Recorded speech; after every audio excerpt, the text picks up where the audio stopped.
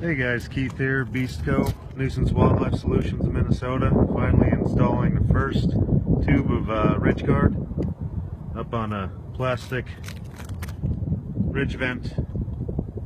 There's the undone side yet.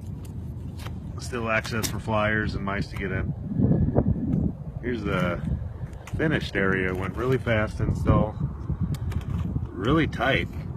Then we went ahead with the architectural shingles here, pushed down with our thumbs every place where it met, just to make certain that there's no open areas here.